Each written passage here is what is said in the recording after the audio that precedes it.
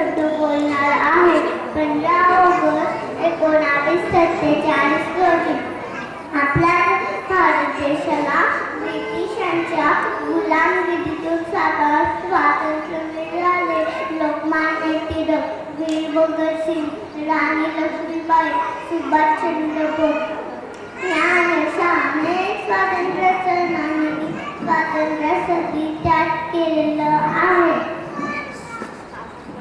आज आपला देश स्वातंत्र्य तर आहे, पण देशात भ्रष्टाचार, आर्थिक, सामाजिक मोठ्या प्रमाणात आहे. आपण मोठे झाल्यावर